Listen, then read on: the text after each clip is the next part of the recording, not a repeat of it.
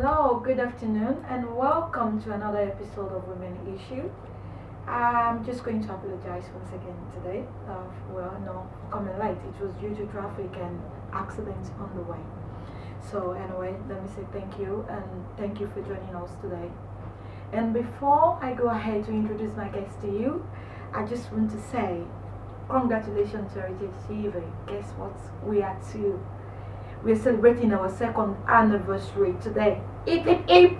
Hooray! Hip hip hip! Hooray! Hip hip hip! Hooray! I don't know if I should sing Happy Birthday to Heritage, Happy Birthday to Heritage, so on and so forth. Happy birthday to Heritage and Yes. Congratulations on our second anniversary.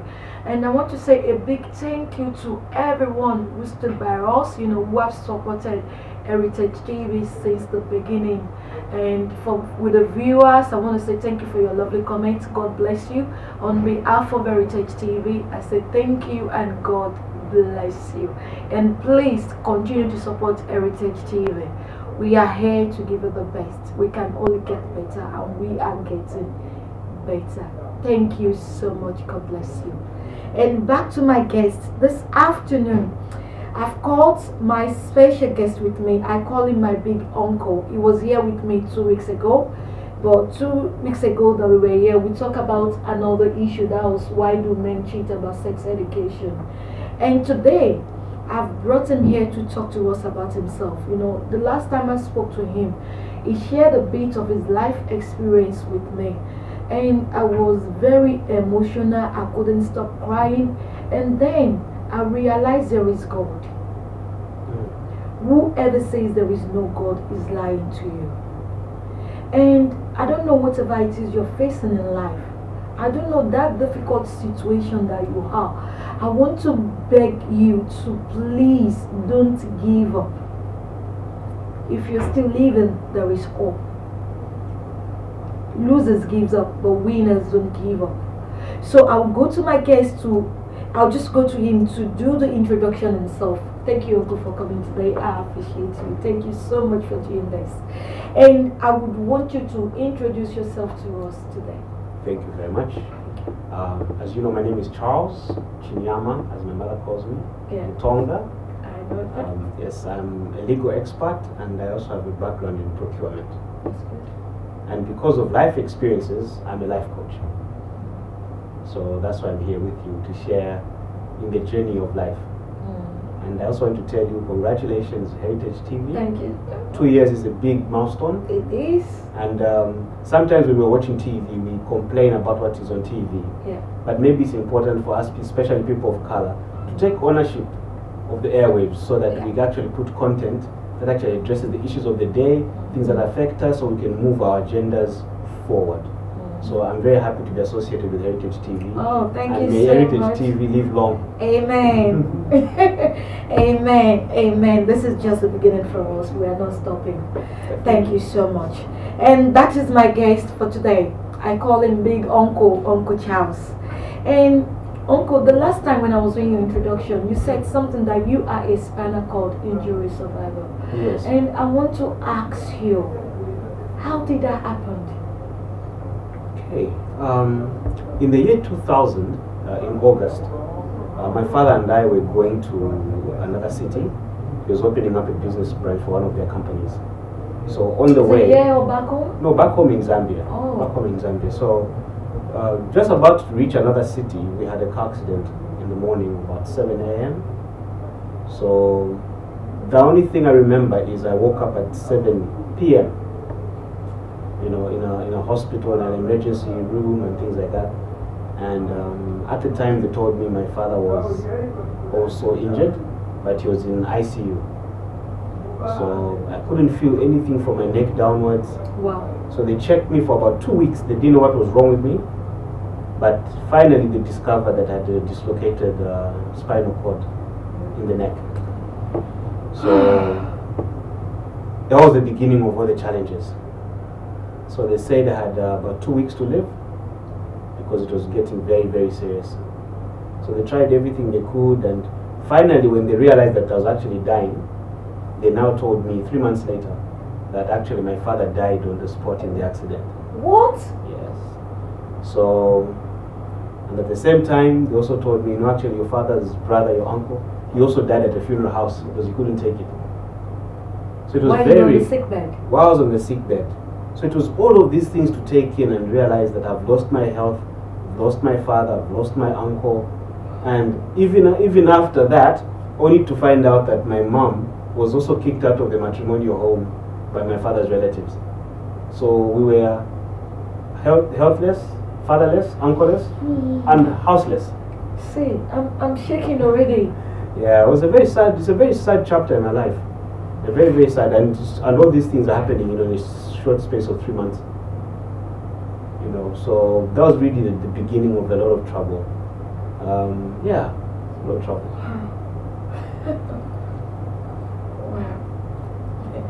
In case you're just joining us online, and I bring to you, I call it a true life story. Oh, this is sad. It is sad, but you might wonder why I smile, because I will not let the devil take the victory. That's it. So I always remind myself that God will take the victory, and I have to smile. Wow. Because I'm still given, God is still giving me a license to live every day. Every day new license is given. So you were given 3 weeks, after 3 weeks you were given 3 months? I was given 2 weeks to live. After discharge, in 3 months. So when I was now discharged, they said, no, 2 weeks, you won't be able to make it. Definitely you won't be able to make it. So I went home, and we're being taken care of by a ministry of a pastor and his wife.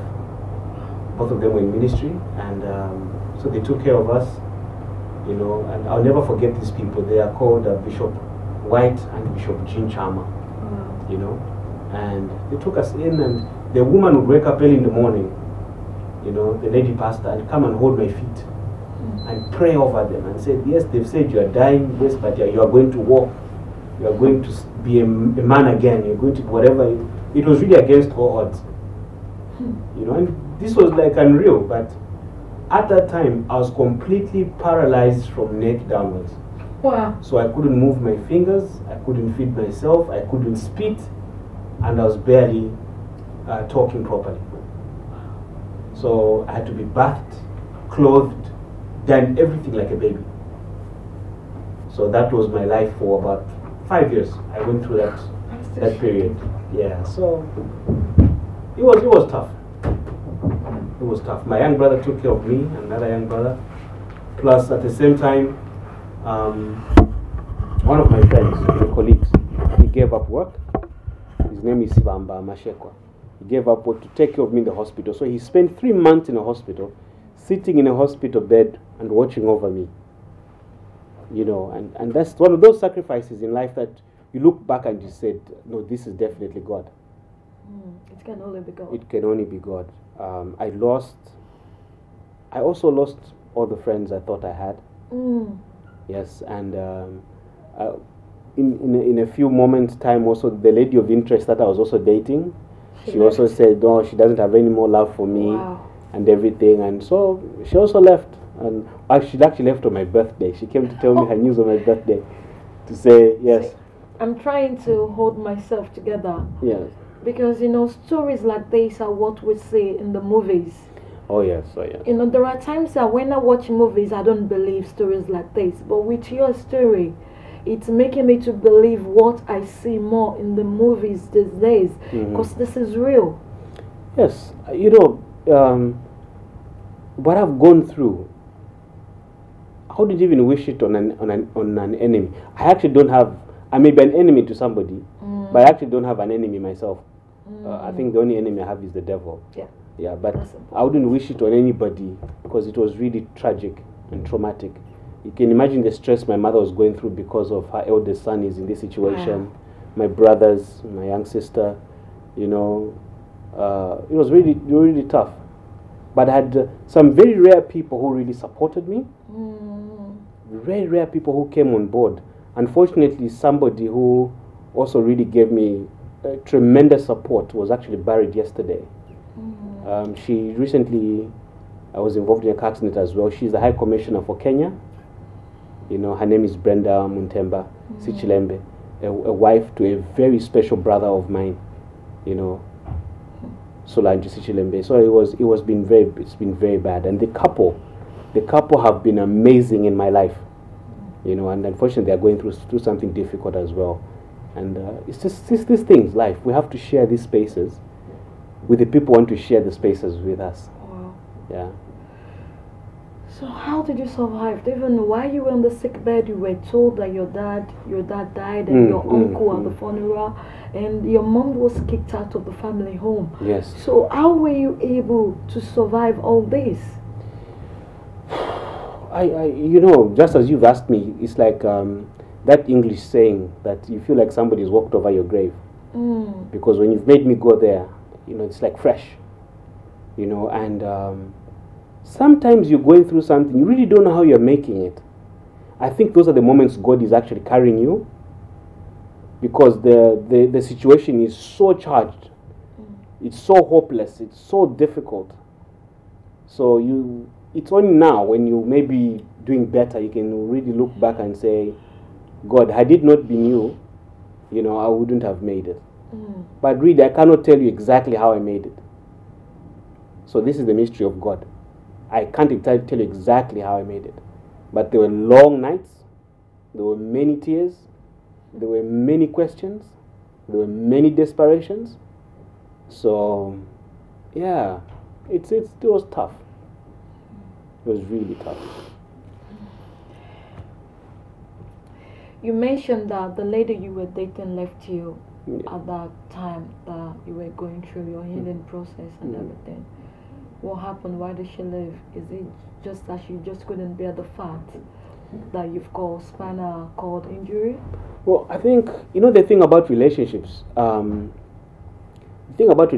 is people will always be with you in a relationship if they want to. And if they don't want, they'll have to find an excuse to leave. And in life, you're going to make a mistake of trying to keep people who want to leave. That would be a big mistake. Always leave the door open for people who want to come in and people want to go out. So, whatever her real reasons are, they'll always be known to her personal self, no matter the excuses that she gave. But look, this story is about the after things that happened after she left.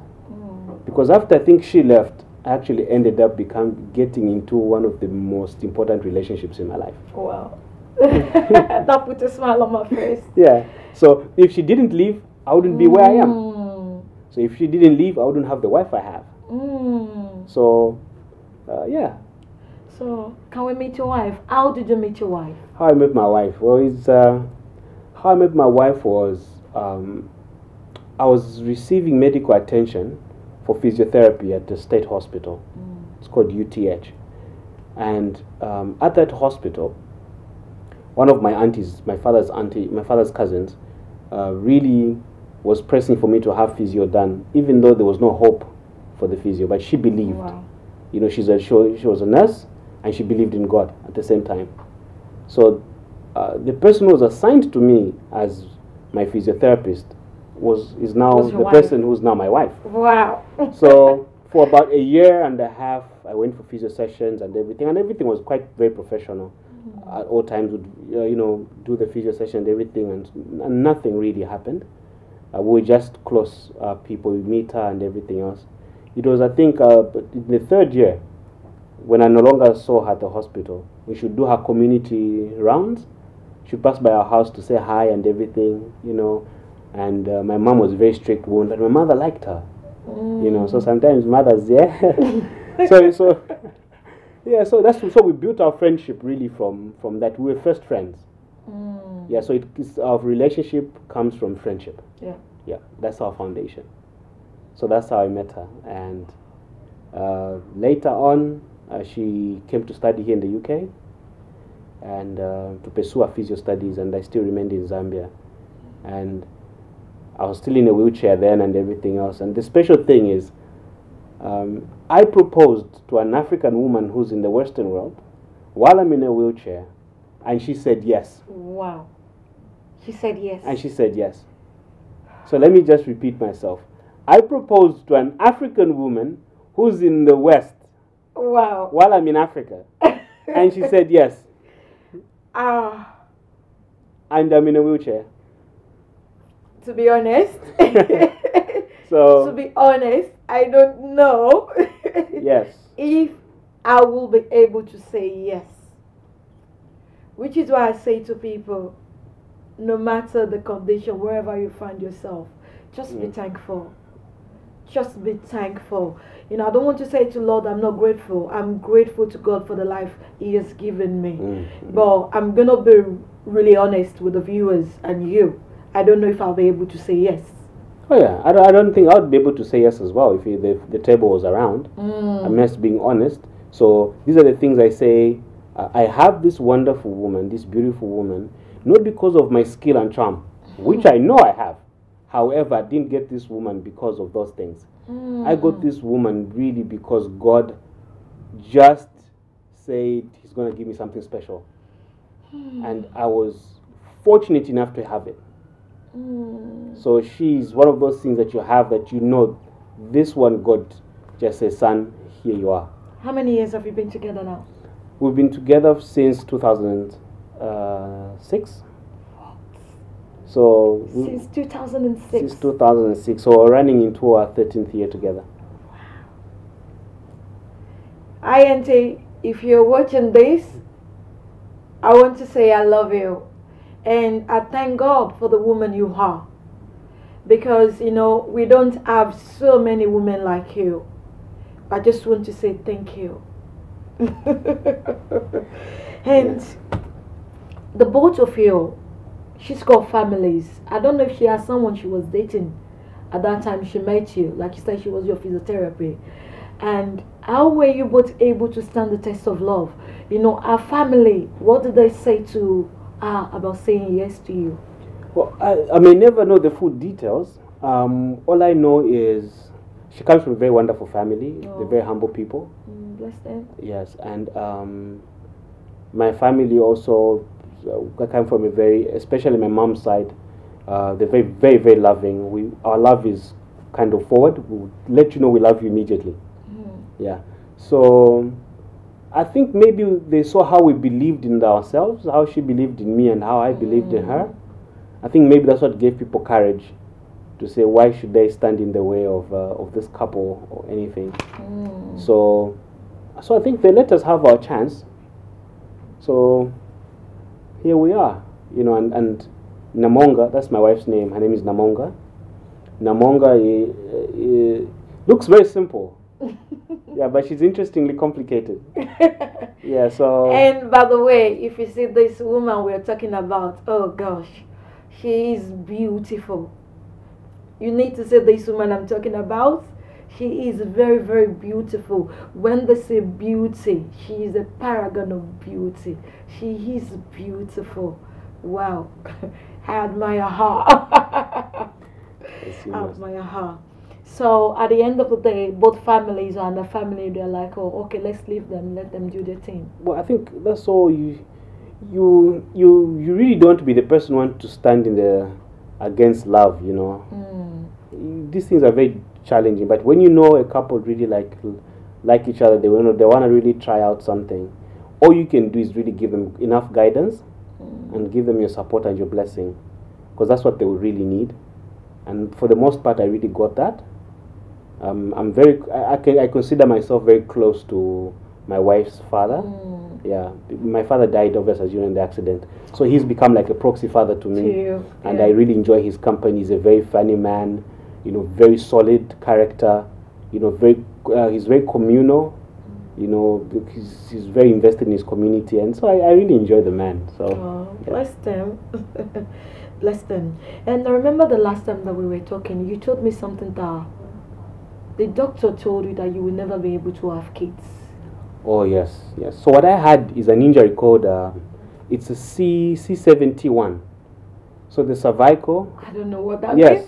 So there are bones in the neck, they call the cervical. Okay. And then the ones that are from the neck going down in the chest, thoracic. So it's at the junction of the neck and torso. All right? So when you have a dislocation there, it's most likely you will never be able to stand or walk again. So I had a very severe injury inside the spine, you know, and even up to now, that scar is there. You know, even when they have the MRI scans and everything, even now, I went to Stanmore Hospital. When they saw the scan, they said the people who have this injury are on life support. Wow. We don't know how you are able to do what you're doing. Wow. So for me, the recovery has been a miracle. From year to year, fingers start moving towards, you do exercises, you do this, you believe against all odds, caught in the word of God in your life, living a life of faith. I'm not trying to paint this picture like everything's been rosy. It's been the toughest thing I've ever faced in my life.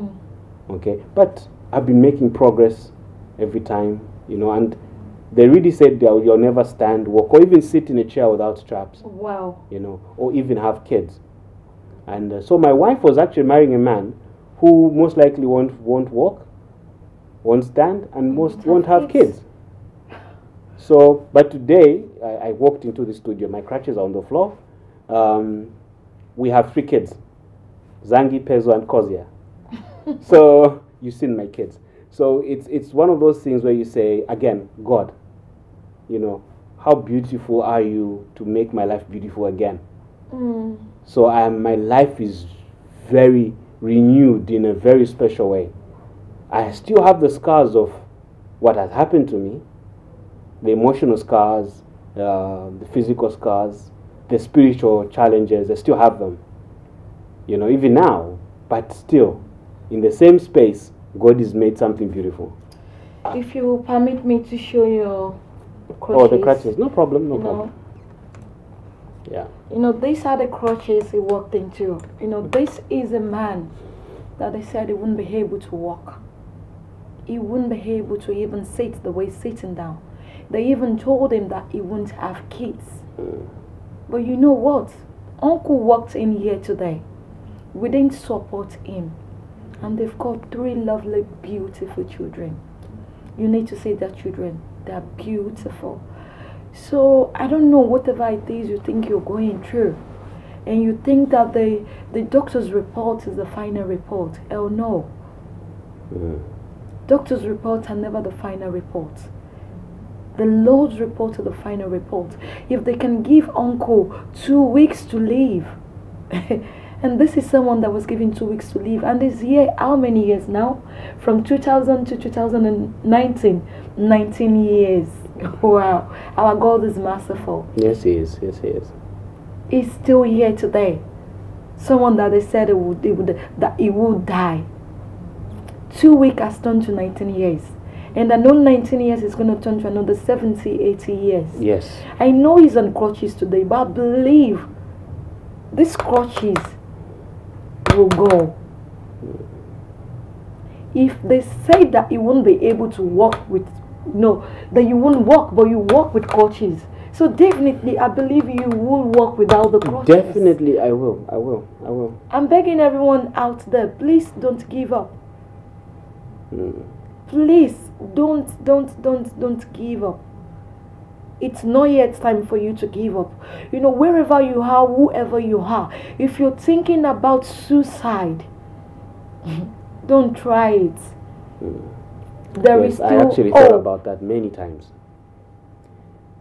Thank you for letting me do this. Yeah, I thought about suicide many times because when I was educated, university and everything else, I was now going to get a job with a hotel as a procurement officer, and so all these things now just fall on me.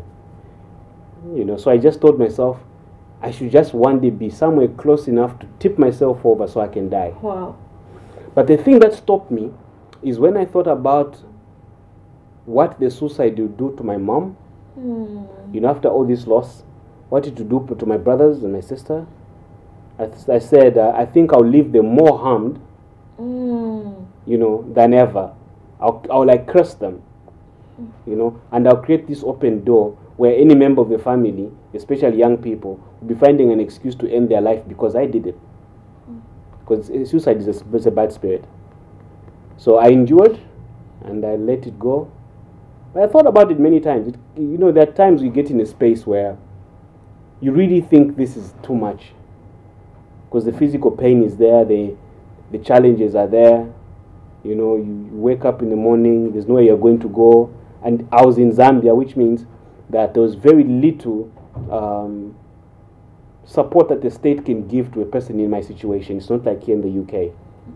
All right. So really, the support that has made me here where I am is actually good to do with actually individuals. You know, and I'm proud enough to even mention them by name. Look, there was a gentleman who never left me, still in my life now. His name is Teddy Perry. I have a friend called Gomeziani Chirambo. I have got Kafwa Chama. You know, all these people were there when everyone left. These were new people now in my life. You know, Pastor Solanji, the Chama family. All these are individuals and places of immense support. I would not be doing anything I'm doing now if these people were not there. If it was not for Sibamba, I would not be doing what I'm doing. If it was not for my brothers at home, I would not be doing what I'm doing.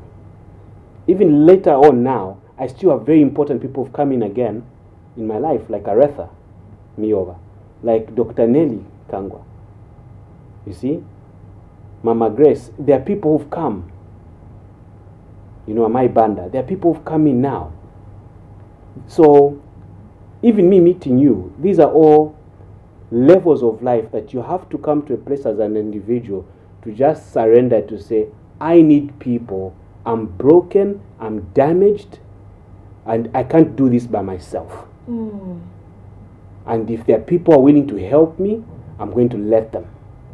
Because sometimes trauma can hit your life and then you close up everything. And that's what the devil wants. So when you close up everything, so he can now deal with you privately and destroy you privately. But God wants you to open up so he can send you the agents he has to come and help you. So that you should also be humble enough to receive help from other people. So me, this is where I am. I'm not a self-made man. Other people have made me. Other people continue to make me. You know, even my pastor right now, you know, Austin Makota, I have still people making me. You see? So, I tell anyone out there to say, no matter what trauma you have gone through, it's not over until God says it's over. I'm not knocking doctors for their bad report. These are medical people. That's their profession. They'll tell you what they think according to what they know. Yeah. According to what they know. They don't know everything, but according to what they know. Nurses are wonderful people. They're the ones that have helped me be where I am. All my respect is to the nurses who do the actual work. Doctors, I've got a very important cousin doctor in my life, Dr. Kozia Ziambo, I named my son after him. All these people are important people. But after everything is said and done, you have to depend on God. Thanks. I think we've got a call. Thank you. Hello? Good afternoon. Hello, good I'm afternoon. calling from Nigeria. What's your name? My name is Dupwe. Good afternoon. Okay. I would like to say hello. Oh, we lost it. Yeah, I think she's gonna try and call back. So I'm listening, Uncle. So, like I'm trying to reiterate is that these bad things will happen, but you have to change your story from being a victim to a victor. Never wear this tragedy and put it on like you. Oh, my BP. You even call it now yours.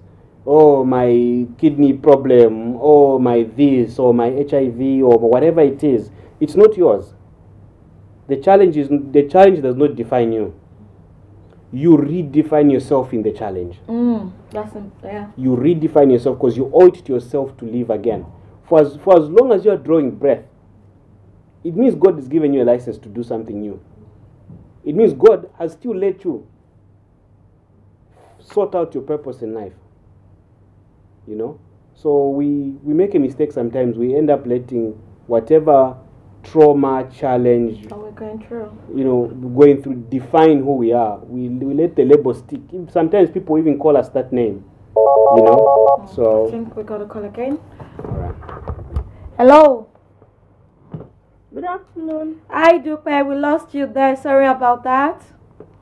Yeah, that's okay, darling. I want to say hello to your guest. I think his name is Mr. Charles. You're right. I just want to say hello to him, Oh, thank and I'm really encouraged by his testimonies, and I know that God will heal him completely. Amen. So I just want to say hello to him. You can say it. Thank you. Thank you very much. Thank you. Thank you All so right, much. bye. Thank you for calling in. Yeah, bye. All right, sir, bye. Bye. Wow. So, another thing I want to ask you: how is everyday life with you? Now, you know, there are different things, different medical conditions. A spinal cord injury is something that has made me aware to other people's disabilities, what actually disability, what it means. So I've been progressing, okay? That's good. So how about for people who are born in a certain way?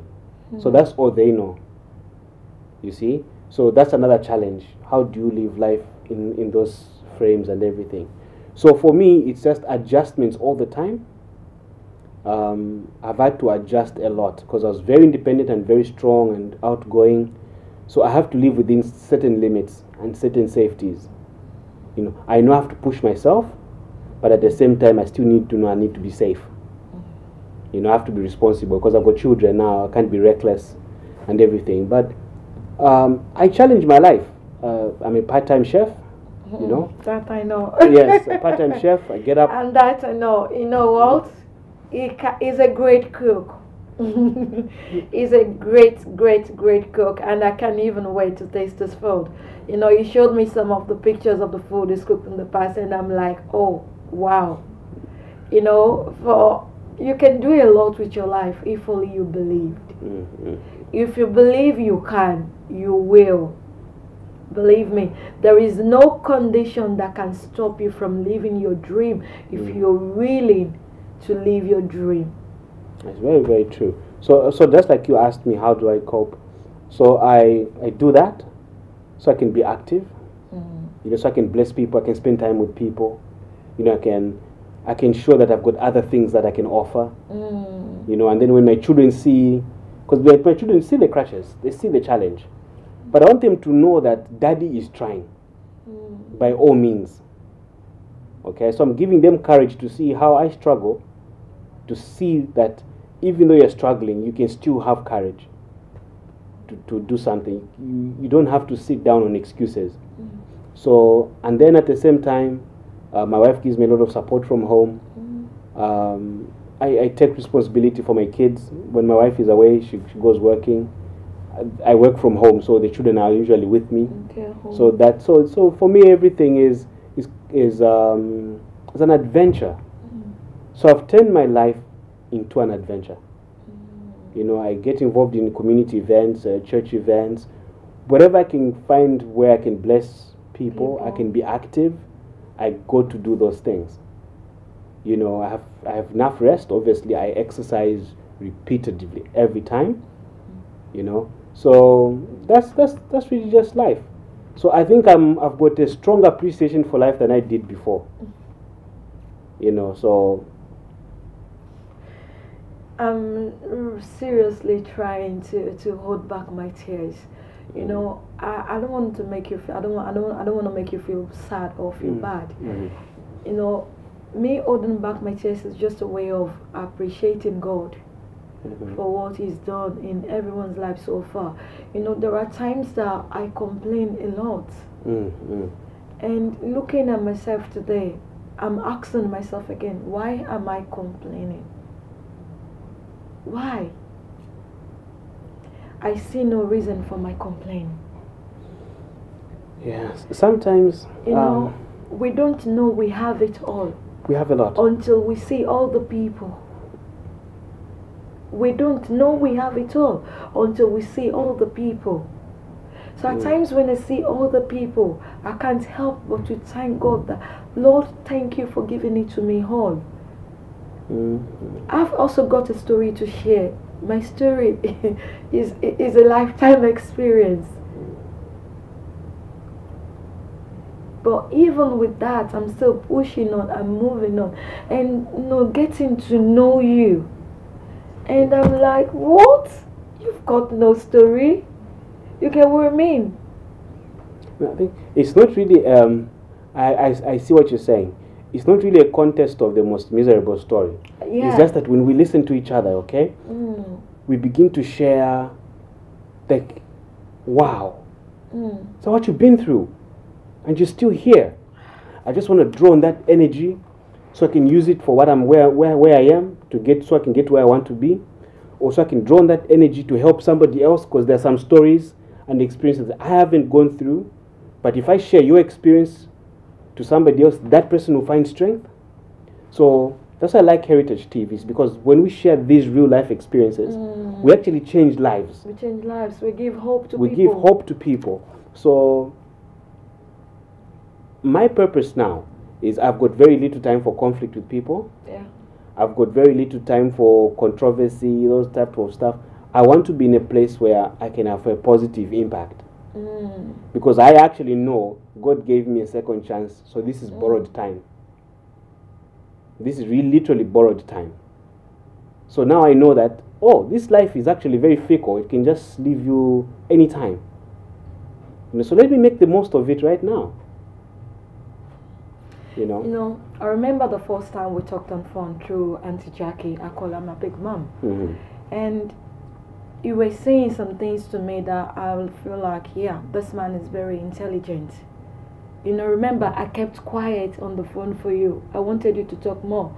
Then it got to a point I said, you know what, I don't want you to say anything. I want you to come and say it on my show. So the first time I set my eyes on you, I don't know why, I start crying. I don't know why the tears just keeps coming.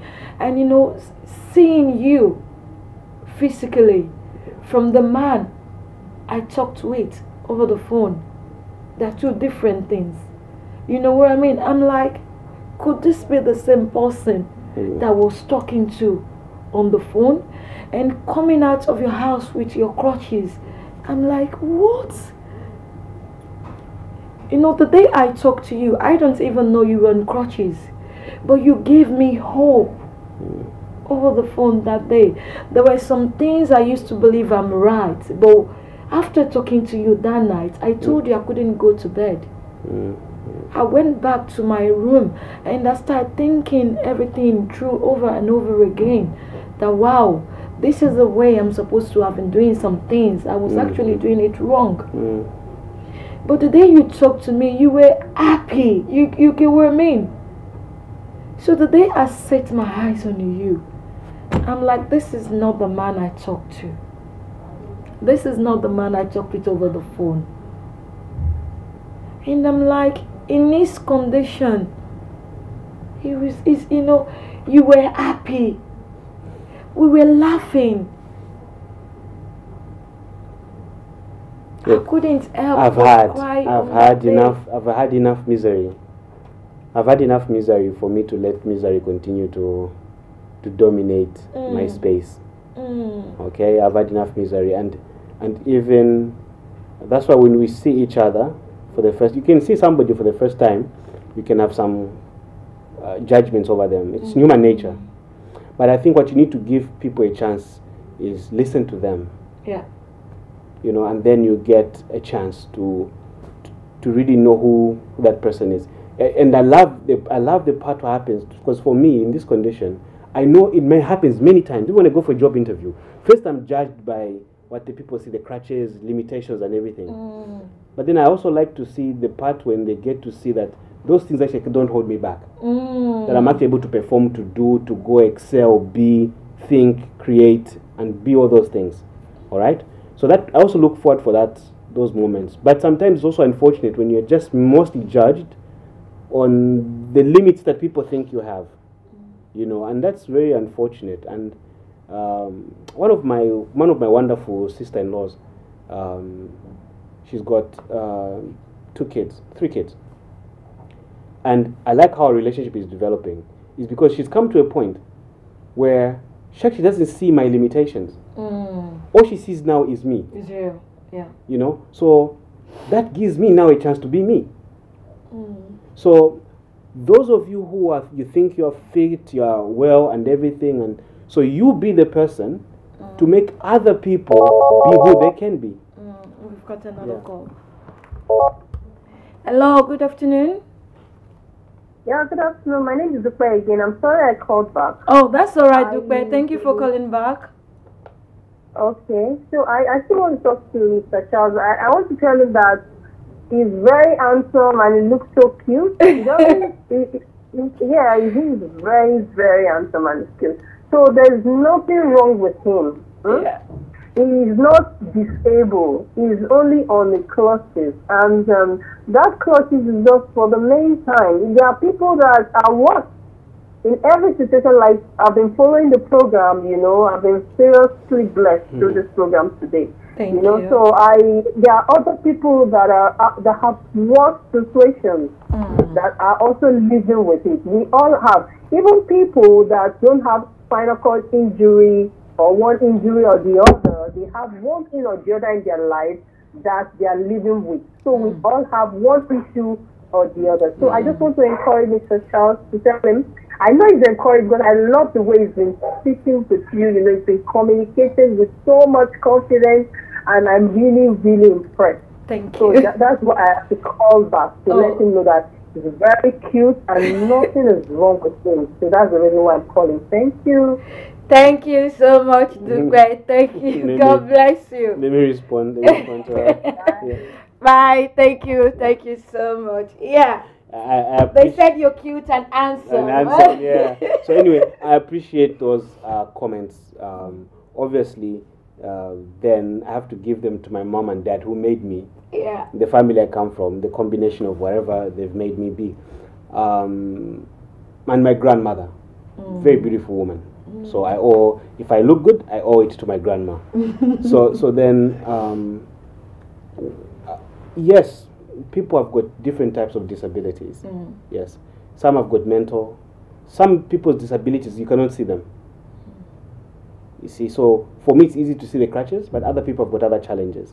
Yeah, but I think it's what we need to do is have relationships with each other so we can actually get to go beyond the disabilities, so we can support each other. You know, my life is rich now is because there are people who've actually supported it. The people who've actually invested in me. You know, like I told you, I'm not self-made. No, I've been made by other people. People have allowed God to work through them. Good people that surround me. You see, I've got a lot of good people around me now. You know, I look at what I've lost and what you've gained. And what I've gained. And just said, thank God for what I've gained. You know, it's regrettable what I've lost, but at the same time, I must be happy for what I've actually gained. Wow. Wow, wow, wow, wow, wow. Thank you for sharing part of your life with us. Thank you so much. Okay. And I want you to tell the viewers out there that are looking at you. Whatever it is they're going through, how can they overcome their problems? You know, how they can believe there's still life. You know, so many people do not believe there is still hope. You know, so many people don't believe in second chances, if I'm right. They only believe they've got one life and one chance. So I would just like you to say something to people out there, you know, to not give up whatever it is they're going through. Yeah. I think the first thing I'll say is, before this challenge hit me, I had an idea of who I was. But when this thing hit me, I now got introduced to me. Because I now had to go to deeper levels of who I am. And when I got there, I also realized that the only way I could actually control who I was or come to the full knowledge of who I was, I had to look into God. So God now became the stroke. Because you have to look at, when you have a problem, you have to look at the biggest force that can solve that problem. And there's no force greater than God. So for me, God is a very central part of my life. That's why I draw all my strength, all my understanding, all my blessings are coming from the stream where God is. So for me, that's what's working for me. And then what I can also tell people is that you really need to give yourself a chance and stop letting the views of other people define who you are. That this person thinks this way, or those people call me that, all those things. And by the way, these people's views change. So imagine you basing a definition of yourself over people's views that change. You see? And then worse off, especially if they're coming from people who don't even love you, then you're really wasting your time. So for me, it's having that understanding that you need to discover who you are. And when you discover who you are, you find out your purpose is in God. And then God will allow you to now start paying attention to relationships. Relationships will be a very key factor in your life. They are a very essential place for you to find the type of help, both ways, by the way. This is help both ways. Relationships are a two-way street. You know, they're a double blessing. People bless you, you bless them. You know, and you have to take life as an adventure. You have to take life an adventure, because that's what really life is. Yesterday is gone, by the way. We only have today. Yeah. Tomorrow we don't know. We don't know. But we certainly have today. So what are we going to do in today, hoping that when we do the best we can do today, it adds up to the best of what can happen tomorrow? That's important. So that's the most I can advise people. But one thing I can also say is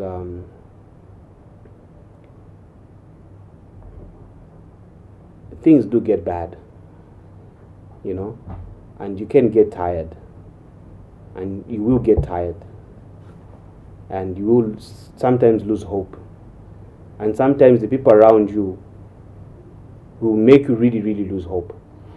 Yeah. And some people do it with spite, vengeance, a lot of things that happen in society. And I just hope that in that moment, when God sends somebody for you, that you'll be ready to receive the help that you need to get.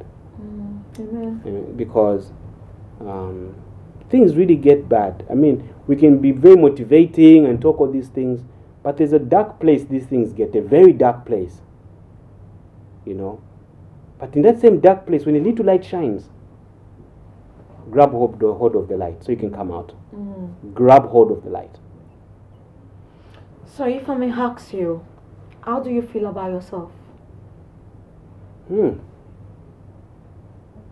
Well, maybe because there are other things also that when I look at my wife, I'm happy. I look at my kids, I'm extremely excited. But also when I look at myself, I'm happy with where I am now. Because I may not have the things that I've had if I didn't have the accident. But the type of person I am is much more worth than the things that I've had. Can you repeat that? I like that. Yeah, the person I am now is so much more worth than the things that I've accumulated if I didn't have this accident. So I feel I'm rich inside. I'm rich because of faith. I'm rich because of love. You know, I'm rich because I want to be something to somebody. You know, I'm rich because I now know who I am in God. So all these things, when I add them all together, they are so much more important than the things I think I would have acquired. And those things, I would have acquired them and still lose them. But the things I have now, I cannot lose. The things I have are more permanent. That's true. So I'm glad I've not lost my mind because of this challenge. I'm glad I'm still intact. In my inner self, I'm still intact. Yes, my body has fallen apart and it's coming back together, but my inside is still intact. It's still intact. It's still intact, yes. You and your wife, I believe that what you shared is a true love. So, how do one feel or recognize a true love? Again, I think we're back at relationships, really. I will not try to paint my relationship with my wife like it's the best relationship that you since sliced bread or anything. But I think when two people are working towards the same thing, I think the relationship will turn out good. Okay. So I think that's where we are. I think we both decided to make this relationship work, and we put some guidelines there, some do's and don'ts and things like that. And then God is our referee, you know, because there are times I'm going this way, God pulls me back, so no, that's my son. So I think because of those things, we now work together more in a harmony. She's coming from a different background than me, different upbringing, and also definitely we're gonna clash. Even if we were twins, we'll still clash. Of course. Yes. So I think our love is because we've decided when a couple is together, when you're with somebody, I mean, it's sad when I see people, they are married, okay, to each other, but they've got a different program. Each one is going their own way. So those are just like housemates, really. Yes, but when you're in a relationship with somebody, the both of you have to agree on how you have to live with each other and how you can support each other. And for me, I think we have a competition. I try to prove to her that I love her more, will take her than the way she loves. Then she loves me, and she also wants to show me. me. So I think the women love more than men. No, and she also wants to prove herself that she loves me more. Of course, we do. Okay. Yeah, okay. We love more than men. Women do. Yeah. You think so? We hold the bigger part. Believe me, I know so. Okay. I know so. Thank you, Uncle. Thank you so much for coming this wonderful experience with us. And then all the viewers, you've taken one or two things away from him. Whatever it is you're going through, please do not give up. When there is life, there is hope. And I'll just quickly, there is a lady I know who is online today. She came into my inbox a few days ago. She asked me a question which is based on relationship. And I said, if I should answer from my own point of view, I don't want her to think I'm right. So I would want a man and a woman to answer a question. So I asked her to come join me online today, where I'll be able to say it out to the viewers, so the viewers can also chip in their own opinion. And the question she asked me was that the reason that she had an argument with her husband, and the husband slapped her. And she called me to tell me that ever since her husband slapped her, she's been feeling one kind towards the man. She's feeling she's not safe. She's feeling that this man is going to repeat it again. You know, there's this proverb that says that once a man eats you once, he will continue to eat you. And I think that is the reason why she's afraid. I asked her, are you still in love with this man? She said yes. And I said, okay, what's the problem? She said, I'm afraid that he would do it again. So the question I asked her, after your husband slapped you, what was the next thing he did? He said he begged her, he was crying that he wouldn't repeat it again, this and that. I said, okay, if I may ask you, what led to that slapping? Something could have caused it. He just wouldn't wake up and just slapped you like that. And she explained to me that her son had the birthday party. She invited guests to come to their house for the birthday party. And there's this particular guy that she invited, that this guy has asked her out in the past, but she did not date this guy because this guy was married at the time. But now she is a good friend to this guy and this family. So he invited the family over for the birthday. So her husband happens to find out that she invited this guy. So when they were talking about why did you invite this guy, oh, I didn't know. You know, she said, the lady told her husband, I don't see anything wrong in inviting this guy. I didn't only invite this guy. I invited this guy and this family to come and celebrate our son's birthday with us. And before she knew it, the husband slapped her. So the big question she asked me was, is that enough for her to leave a marriage? And then I couldn't answer her. I don't support violence in any form, whether it be physical, emotional, mental. I don't support violence in any form. To me, violence is violence. But the question she asked me, I couldn't answer her if this is enough for her to quit a marriage. So now I'm coming to you as a man. Do you think this is enough for her to quit a marriage? Well, they say if you want to know about life in the river, ask the crocodile. So, as a man, I have to tell you why sometimes some men respond with violence. Some of them, it's the psyche of where they're coming from. It's the only method they know of how to take control. Violence. So, this violent episode will not stop because it has manifested. Until it's treated, it will actually won't stop. Okay? And if any child observed it, then the child also has picked it up. Whether if it's a daughter, the daughter will think women can be beaten, then I should accept one day when I'm to be beaten by a man. If it's a son, he knows, women can actually be beaten. So you see the cycle of violence, it's a dangerous one. It keeps going on and keeps on going on. Now, on your question of whether is this the reason to end the marriage? Is this enough reason to end the marriage? Yes, I think the marriage was either already over or yet to be over. There's something where that went wrong. Obviously, she invited somebody that really you could have avoided inviting. Okay? You need not insist. If you know your husband, why would he not be comfortable with certain people? You would have sensed that maybe this would be uncomfortable.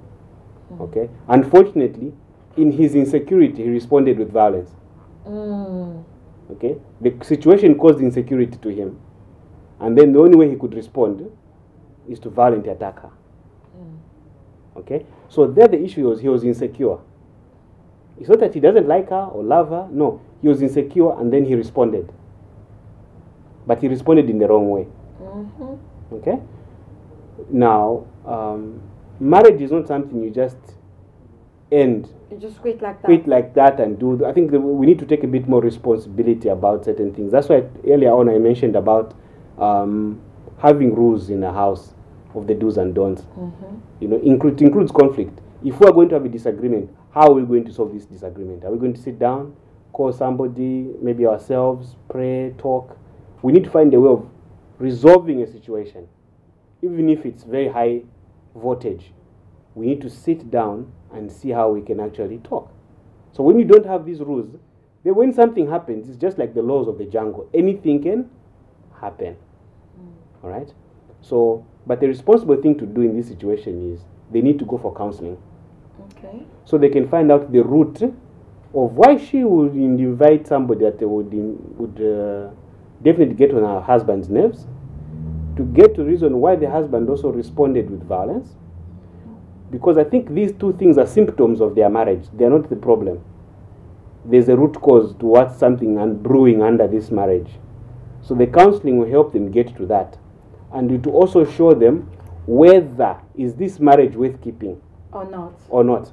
You know, what the lady said to me was that, because I asked her, but she said that what she did was not intentional at all. To her, she was just inviting guests to come for the birthday party. And then I later asked her, what's going on in your family? And she said to me that her husband is a type that does not respect her, right from the relationship.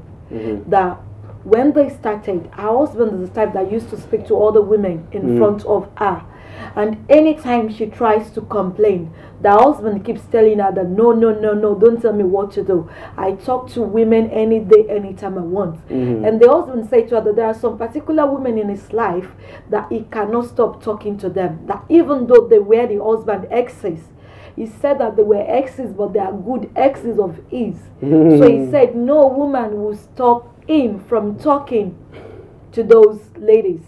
And which he has actually been picking, he's been picking their calls in front of her in their home.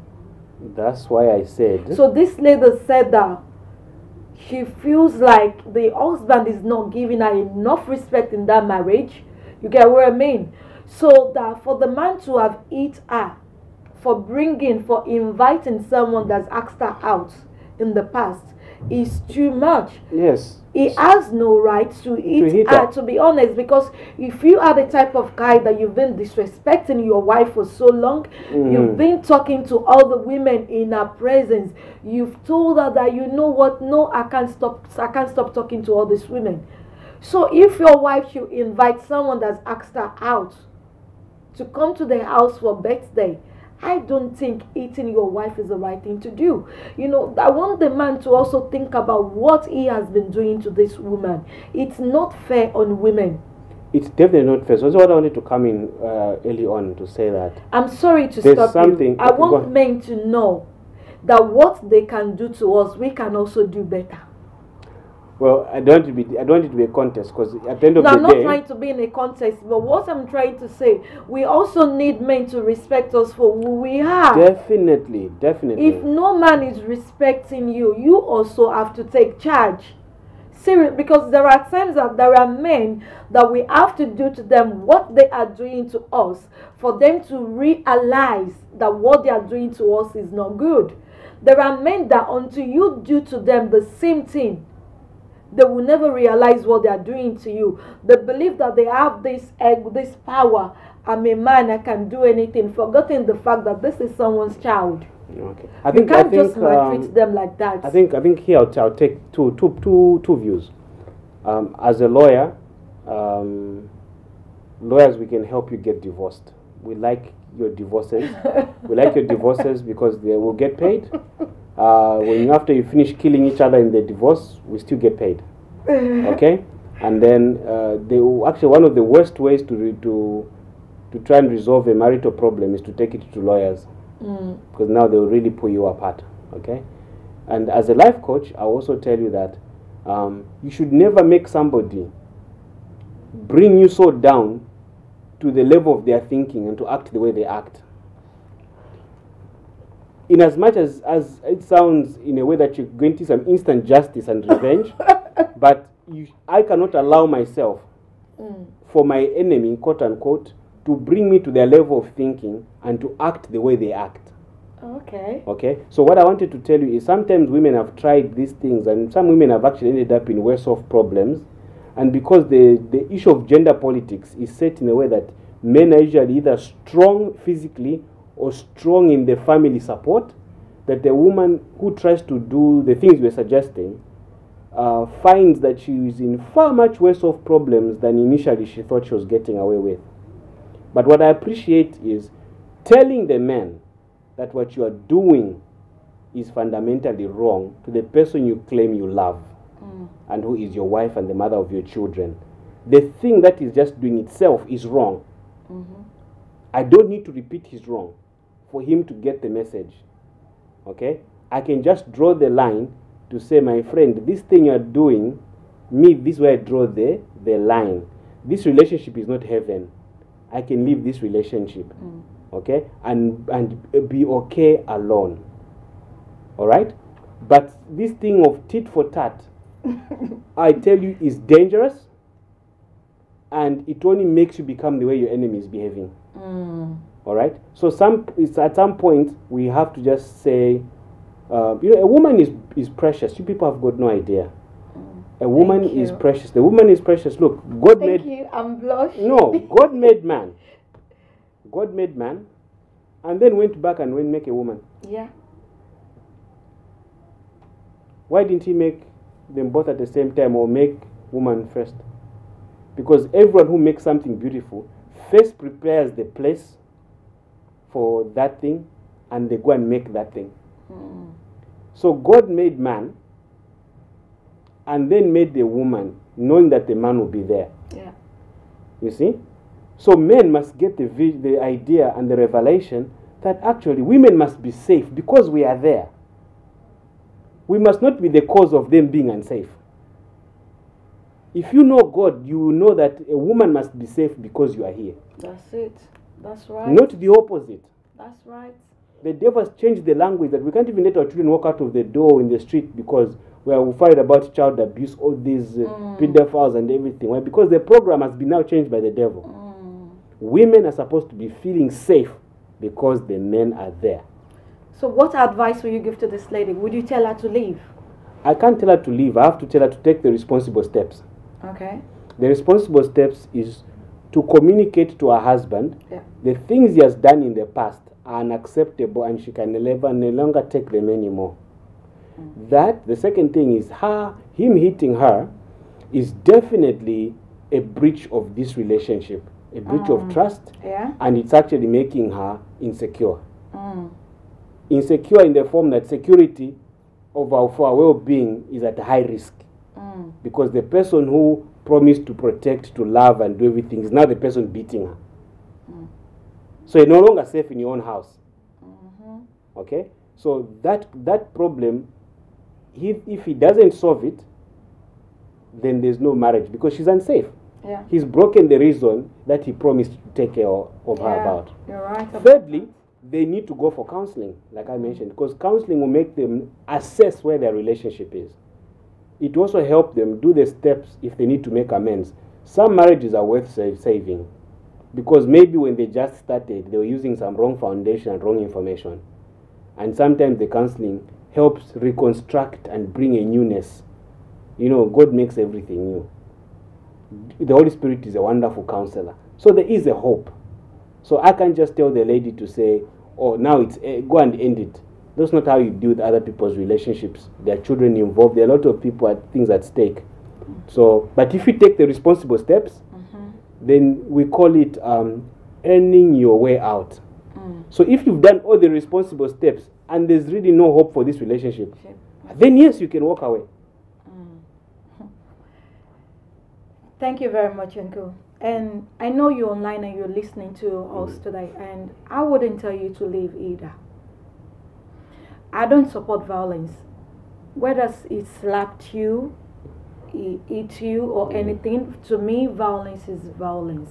I wouldn't tell you to leave. Since you said he realizes the mistakes and they promise you he's not going to do it anymore. I know you're unsafe, you're feeling unsafe at the moment, but I would just tell you to call him, talk things through. If you have to involve your family, please do. Yes. Do not listen to people that will say to you, don't tell your family about things in your relationship. It is wrong. You know, most times men and all, husbands and wives knows that because we won't tell things to our extended family, then they get away with a lot of things. If your wife is violent towards you, if your husband is violent towards you, please raise the alarm. Do not keep quiet. Let his family know and let your family know, because I believe if both family knows, he will be afraid to eat you again. Anytime he wants to do that, believe me, the fear of your family will let him hold back. There will be some respect. And ladies, I want to say to you as well, do not push a man to the point of where he will eat you. It's not every man that can hold back. It's not every man that has the strength to hold back from eating you, because at times as ladies, we say things that can make man break our head into pieces. We dare man a lot. We dare men a lot. It has to stop. Like my guest has said, you should know your do's and don'ts. And husband, if you're listening to us as well, please don't eat your wife again. It's not good. It's not nice. God does not support it. God does not support that. Don't ever do that again to your wife. Your wife should be precious to you. And I beg you, husbands out there, respect your wives. We are precious. We are golden. We are diamond. Please respect us, and we will also respect you back. You love us, we love you back. But most especially to women, Learn to keep quiet a lot of times. Learn to sit back and observe. Don't be pop all the time. And lady that comes, that lady that comes to me with a story, I'm begging you, I don't think it's enough for you to quit your marriage. Please go to counseling with your husband, talk things through. I believe it can get better. And I want to say thank you to everyone that's joined us once again today. I want to say thank you, Uncle. I'm inspired by your story. You've given me hope in some areas that I'm lacking. Even though we dress up to come to come alive every day, it's not everything that's going on in our life perfectly. But that area of my life that's not going perfectly, you've given me hope with your story as well. I want to say thank you for coming to share your story with us. Thank you so much. I really appreciate you doing this. God bless you. On behalf of Heritage TV, we want to say thank you so much. Thank you for coming. Thank you. That it means a lot to me. Thank you. And I know it means a lot to our viewers out there. And thank you for joining me once again today. I will be back same time next week for another episode on women issues. Thank you, my viewers. God bless you. And to the lady that called from Nigeria, Dupe, thank you for calling all the time. Bye for now. And before I close, I just want to do this for Heritage TV. Happy birthday to Heritage. Happy birthday to Heritage. Happy birthday to Heritage. Happy birthday to Heritage. Hip hip hip. Hooray! Hip hip hip. Hooray! Hip hip hip. Hooray! We are 2 years old. Thank you, Heritage. Congratulations. God bless everyone for watching.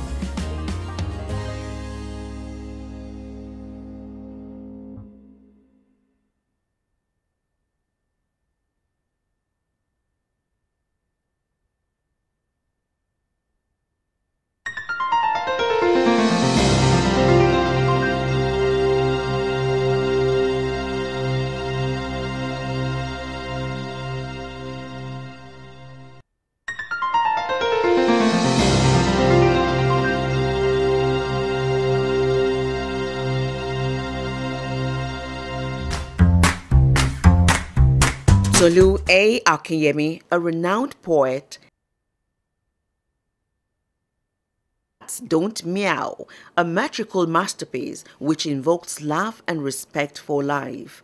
Dead Cats Don't Meow is his first published work and third collection in his poetry for the Discerning series after Dead Lions Don't Roar and Dead Dogs Don't Bark. Tolu shares his gift of writing with people far and wide. Recently, he received an endorsement as a writer with exceptional talent from the Arts Council England. Each poem examines a part of life, a sensation, a reaction, or an emotion. Individually, the verses breathe their own beat, while the collection knits together perfectly to present an idyllic anthology.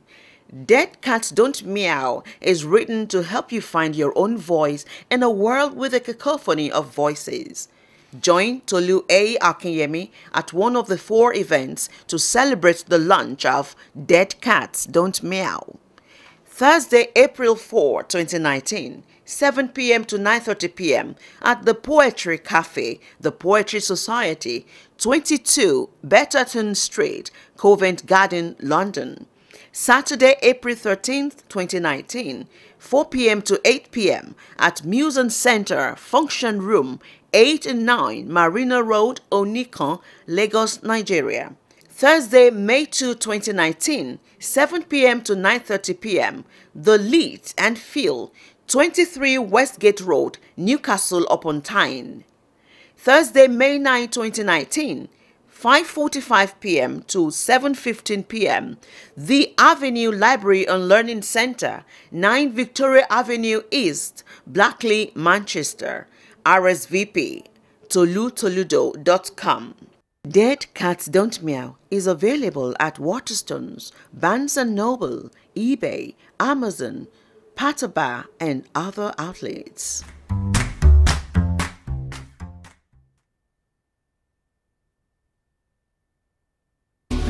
My daughter-in-law. So how are you planning for my son's birthday? I have to cook for her. Do you people have ogirisi there? No. It's okay. Okay, let me call you back. Mama Chiji, okay. Hi, so wait a market. Please pack some ogirisi. I am going to visit my son. My daughter-in-law. It's arranged, but you must use original red oil to prepare the soup. What? I'll call you back. Mama Chijo, please include Isio Morocco. My daughter-in-law. Everything is now set. But don't forget that gold wristwatch I saw the last time I visited. Now you can talk until you tire for just 11 kobo per second. Call all networks in Nigeria and 30 international destinations, including US, UK, China, Canada, and India for just 11 kobo per second.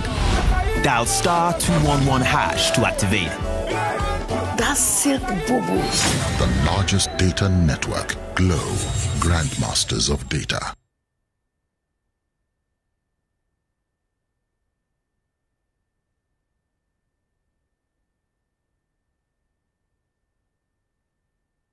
Heritage Television. Promoting African culture and heritage at its best. From talk shows that concern you to both local and international news that relates to you. From grassroots football to African children's programs. Heritage Television. We cover your social and special events like weddings, birthdays, church anniversaries, and so on, and broadcast them live on our apps and online. Heritage Television, broadcasting everything about culture and heritage. Heritage Television. We've got it covered. Do download our apps on both Android, iOS, and Windows mobile platform. Heritage Television, your very own TV station.